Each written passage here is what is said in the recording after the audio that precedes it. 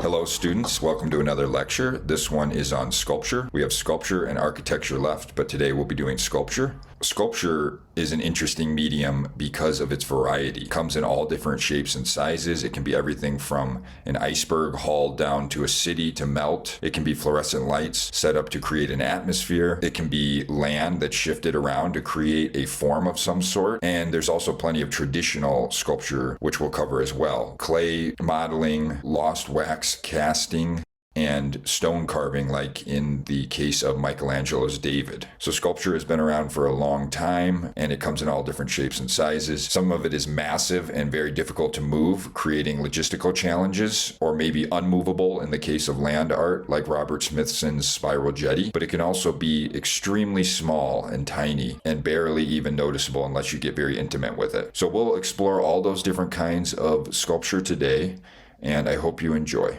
Thank you. A great sculpture can roll down a hill without breaking. Michelangelo. Sculptures can be made from many materials: glass, wax, ice, plastic, neon lights, animals. Sculptures exist in 3 dimensions and occupy physical space. We can walk around them or become immersed in them as an environment. Michelangelo's David, one of the most famous sculptures in the world. Olafur Eliasson's Ice Watch. These are icebergs brought from Greenland to Copenhagen. Dan Flavin, this is a sculpture made out of fluorescent lighting. Damien Hirst, a human skull encased in diamonds and platinum. So sculpture can be made out of just about any material you can manipulate. Sculpture can be freestanding or in the round, so an object that you can walk around. Anthony Gormley did this sculpture, people all over the place in the room. We've looked at this piece multiple times throughout this semester. It's Gambologna's Rape of the Sabine Women. So this is a freestanding sculpture, an approach to sculpture that invites us to examine a work on all sides. So that's what you call in the round or freestanding. Gambologna's Rape of the Sabine Women was a political propaganda piece. It recreates the story of an ancient Roman foundation myth from 753 BCE. The Romans didn't have any women in their newly created city, so they invited the neighboring Sabine village to a banquet where they then stole the women so that they could start breeding in their civilization. This work again forms a spiral that draws the viewer up and around the changing planes. This piece announces, like Rome, that Florence had risen to become a powerful force. The Medici family commissioned this piece for those symbolic reasons. So it was a political propaganda piece. You can see very high drama. This would be early Baroque, where they were very concerned with drama. A relief sculpture is a type of sculpture specifically designed for viewing from one side. The image in a relief either protrudes from or is sunk into a surface. So this is the life of the Buddha, and it is a relief where we can see different events from the Buddha's life from 475 CE. This one is constructed of sandstone. A bas relief is a very shallow relief, so it's not carved deeply, but just a shallow layer is carved. This relief was found in the North Palace of King Assurbanipal in Mesopotamia. The Assyrian kings ruled over a large territory and had powerful armies. They would often create reliefs that intended to reflect the great strength and bravery of the king. So in this one, they're hunting the most fearsome beast that was known to them, which is the lion. You can see all the arrows are piercing it. So this would be the king bragging about his strength and his hunting kill. This is a Mayan relief, and it's actually a deeper relief or a high relief. Shield Jaguar was a Mayan ruler, and Lady Zak, his wife. Stone hammers and wooden drills would have been used to make this relief because they didn't have any metal tools, their civilization. The 2 figures are sculpted in high relief to read like a document. They protrude more deeply to contribute to some of the realism. And a lintel is a part above a door, a decorative area above a door. So this would have hung in an area like a chamber above a door or around a door. So this would have been painted back in the time that it was created. Shield Jaguar was a great ruler, and there would have been a series of these commemorating different events of his life. Oftentimes, we use relief in ancient societies for some sort of propaganda. Most ancient works of art that still exist were made using subtractive methods. So that's when you start with an initial block of stone or something similar, and then you remove material to reveal the artwork, the form of the artwork. Most were made of stone or ivory. They worked by chipping, carving, sanding, and polishing. This is a contemporary relief. In the 80s, there was a lot of deregulation, and the saying, greed is good, was the mantra of Wall Street at the time. So this one we have a whole series of executives, corporate executives, financial people in a fierce battle with each other. So kind of a ironic, satirical version of a corporate greed.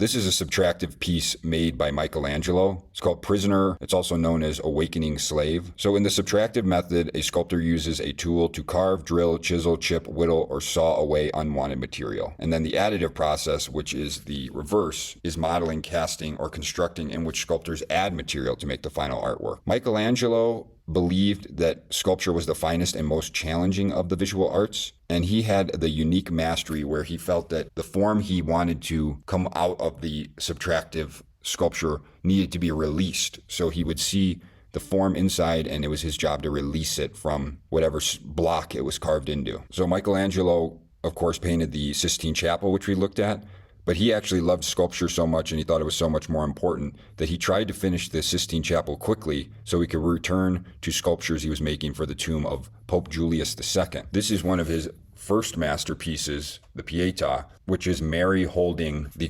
crucified Christ. And it had such an incredible realism. Contrapposto, which in Italian means opposite, is when the hips and the shoulders are in contrast to each other. So the hips bend one way, the shoulders bend the other way, and the head will slightly tilt another way so that there is some asymmetrical balance happening in the piece. You can use the shape of the body for a natural dynamic motion if you utilize the contrapposto. This was another propaganda piece. Michelangelo did this one in Florence. Originally, it was placed in the Palazzo Vecchio, and it faced towards Milan, who was Florence's big rival. Florence saw themselves as David, who was fighting against the giant Goliath. It is interesting that this sculpture of David is about 20 foot tall. So even though David is supposed to be small, he appears as a giant in this famous sculpture, Michelangelo's most renowned masterpiece. Here's another good example of the subtractive method on Hawaiian wood carving. This is the figure of the Hawaiian war god Kuka'ilimuku. Is carved from larger pieces of wood. It's about 9 foot tall. And then there's a second god portrayed in this, Lono, which is symbolized in the figure's hair. So there's two gods are represented in this one sculpture merged together. It was originally created for the powerful king Kamehameha I. Ku, the land grabber, is depicted here, and the mouth open is a disrespectful gesture. However, Lono, the other god portrayed here, who is the god of prosperity, this could have been done to depict invasion and conquest. King Kamehameha was a great conqueror in Hawaii and united the islands. There's a great video on how they make these wood sculptures in Hawaii, so check that out in the module. The Avukana Buddha, large standing granite rock in Avukana, Sri Lanka. One of the best expressions of the mudra. It's an upright hand gesture. It symbolizes fearlessness and reassurance. One of the things about this piece was that it was carved from a single rock, so they couldn't make a mistake. It's the native rock that this is carved out of, and it's still sitting in that native rock, although the lotus pedestal at the base was added later on. Just imagine, you can't make a single mistake. It's 38 foot tall. So this is a subtractive sculpture carved out of a single rock. The additive process. So the additive process of modeling, casting, or constructing, in which sculptors add material to make the final work. In this work, it's an Etruscan sarcophagus. That's an early Italian civilization that predated Rome. 4 separate terracotta pieces make up the sarcophagus, which contained the ashes of the deceased. The couple are relaxed, they're enjoying themselves at an Etruscan banquet. Tell us that the women actively participated in social occasions. It is not a realistic depiction, but an expressionistic depiction, and the couple is shown to be very happy and participating and relaxing.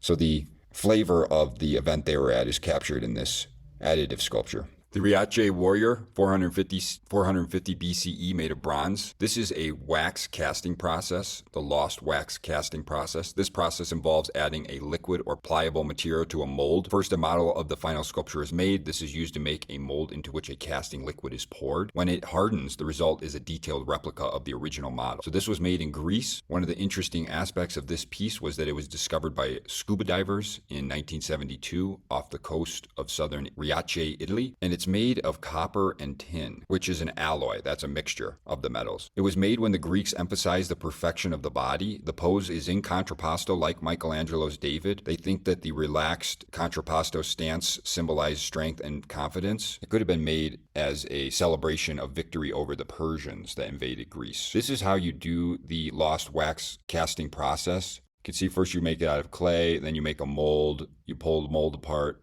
pour in the wax, and then an investment mold is made where you can eventually put the molten metal in there, have it harden. There's a video on how this is done. It's very complex, but it's a very interesting process and elaborate. So take a look at the video. This sculpture is very, very detailed. It has ivory eyes, it has silver teeth, it has eyelashes, it has copper lips and nipples. Extremely detailed. They had to heat it to 1750 degrees Fahrenheit to get the metal to melt. Dwayne Hansen, he makes these life-size hyperrealistic sculptures, another additive process using casting. He casts life models, recreating them in fiberglass. He finds clothes from secondhand stores and accessories to go with them. He likes to fool the viewer into thinking they're real people. So it kind of shows up as vignettes of American life. The Jander likes to depict anonymous people that you may not know their stories. You may not even notice them. They have body hair. They have varicose veins. They have hangnails. They have bruises. All kinds of crazy details. This is a woman pushing a shopping cart. This is the Eiffel Tower created by Bertholli and Charles Eiffel. It's a copper exterior. The copper exterior was soft, so it weathered to a patina. That's the greenish color. It's an important symbol of freedom, and it was a gift from the French. Interesting fact about the Eiffel Tower, the head was displayed by itself before it was assembled in France, and it was constructed in pieces. The head and the arm with the torch were completed and exhibited separately as well before they were assembled. It was part of the Paris World Fair in 1878. And by showing the pieces separately, it was a way for them to gain funding and support for the project. Charles Eiffel, who is also known for the Eiffel Tower, was instrumental in making this work. His iron armature on the inside was flexible and durable and had a central pylon.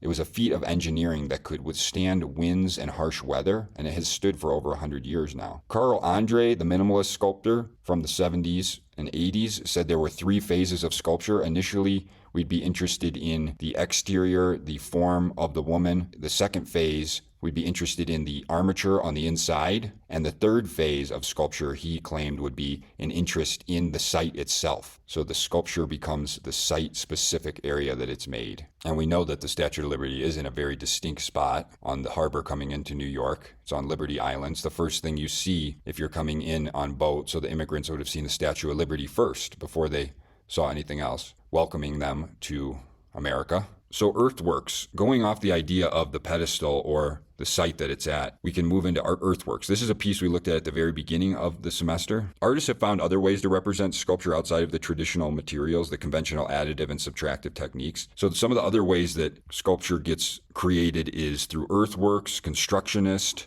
assemblages, readymades, kinetic and light sculptures, and installation. So earthworks is a type of art that uses the surface of the earth as material. Because of its enormous size, earthworks need the collaboration of many artists and workers. Many believe earthworks should represent a sense of harmony between nature and humanity. So prehistoric artists heap together piles to sculpt this work in the Ohio landscape. It resembles a snake opening its mouth, ingesting an egg. Position and alignment suggest that it maybe was used for solar observations. The head is aligned with the sun on the summer solstice. So this is an earthwork from prehistoric times, 800 BC. And a contemporary version of an earthwork would be Robert Smithson's spiral jetty. This is in the 1960s. Artists became interested in earthworks. The spiral is a shape naturally found in shells, crystals, and even galaxies. The artwork is not static. It constantly evolves as it interacts with nature. So this is in the Great Salt Lake up in Utah. And it was thousands of pounds of rock and dirt pushed into this shape.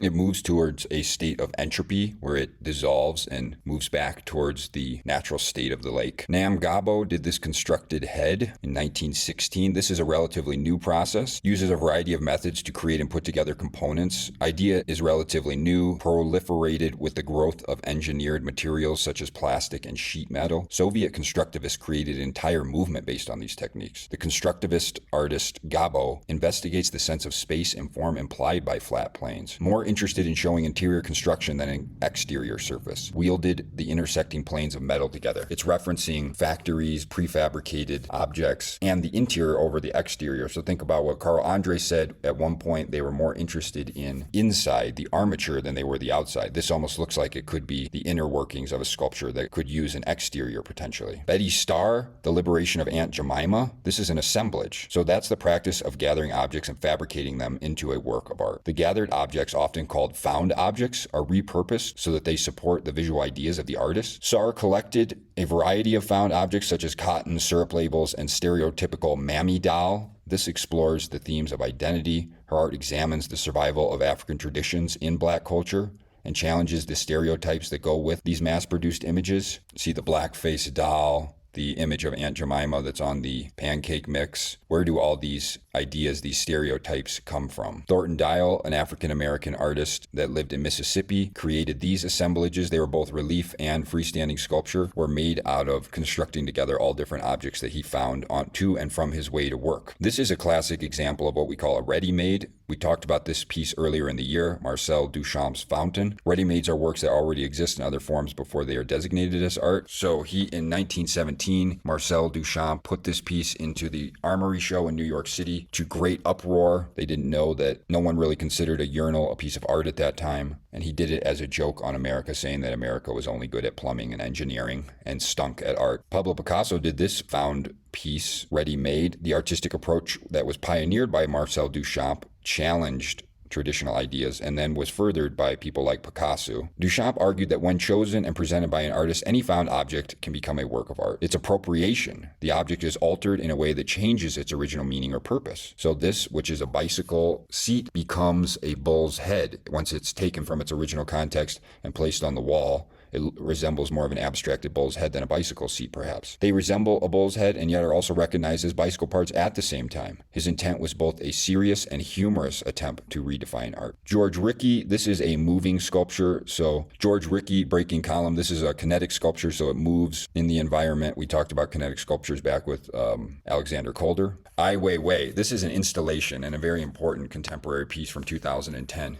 This installation by Ai Weiwei consists of over 100 million handmade porcelain sunflower seeds. Each seed was individually sculpted and painted by artisans in the Chinese town of Jingdenzhen, which had a long history of porcelain production. And Ai Weiwei actually gave work to this entire town for a number of years, creating these tiny ceramic sunflower seeds. The installation initially allowed visitors to walk on the seeds, but due to concerns about the porcelain dust, access was eventually restricted and you had to view the piece from a distance. So this piece addresses the themes of mass production, individuality, and Chinese history. It's a work on the cultural and political climate of China, particularly referencing the Cultural Revolution when Mao Zedong's propaganda depicted him as the sun and the Chinese people as sunflowers turning towards him. It also highlights tensions between the individual and the collective. Each seed is but a large part of the whole. So it took 2.5 years to make, over 1,600 artisans, was very labor intensive. And it was a deliberate choice by Ai Weiwei to emphasize traditional craftsmanship in this age of mass production. So they mass produced these, but each single one of them is different and handcrafted. Sunflower is also a common snack in China, symbolizing camaraderie and the sharing of simple pleasures. Could be seen as a metaphor for nurturing of creativity and freedom amongst the oppression and uniformity of the Chinese government. So an amazing and important sculpture, installation sculpture of contemporary times. Another interesting and relevant contemporary sculpture is Amish Kapoor, who made the Bean in Chicago, also did this one called Leviathan. The installation is a massive inflatable sculpture made from PVC. It occupies the entire nave of the Grand Palace, a space of approximately 13,500 square meters and a height of 45 square meters. This is in Paris. It's designed to be walked inside to create an immersive experience. It's named after the biblical sea monster, symbolizing something enormous and powerful. And as you can see, it looks like you're in the belly of a big whale. It explores the themes of scale, space, and perception, challenges viewers' sense of dimension and their relationship to their surrounding environment. And it was also able to create a dialogue between the outside and the inside. So the building itself and the sculpture in it created a dialogue about space. And it talks about and discusses the possibilities of contemporary art in engaging with architectural spaces and creating new forms of viewer interaction. Overall, the installation's organic forms and immersive nature encourage reflections on human experience within the vast and mysterious space. And finally, let's look at Damien Hirst, a contemporary British sculptor. He is part of the Young British Artists, which was a group of artists that made waves in the 90s. He's still making art today. He's actually a very successful billionaire artist now. This is For the Love of God. It's an actual human skull encrusted with diamonds and platinum, and it has real teeth. So one of the big issues that Hirst brings up is that he uses real animals and remnants of humans in his pieces. So his sculptures use real organic matter. This is one of his most popular pieces, The Physical Impossibility of Death in the Mind of Someone Living from 1991. And it's a real tiger shark encased in formaldehyde in this glass tank. It's a large tank of formaldehyde, holds a suspended dead shark. Hirst is known for creating unusual sculpture objects that contrast life and death. So when you go and you see this in person, you look and you can see the shark slowly rotting, and it makes you think about death, what it is to look at the body decaying as you are sitting and living. It's impossible to know death while you're alive. This shark actually did decay, and a new one had to be replaced in the sculpture. This is a sculpture he did that resembles stained glass windows, but it's actually made entirely out of butterflies. It's called The Kingdom of the Father from 2007. So if you look closely, each one of these is a butterfly. Thousands of butterflies used to create this mosaic resembling a window. So Damien Hirst, very controversial in using unconventional materials for his sculptures. All right, that's it for sculpture. Sculpture is one of the most versatile mediums in that it can be made out of just about anything. So you can probably think of some other sculptures you've seen made out of even stranger materials, perhaps. Thank you for paying attention.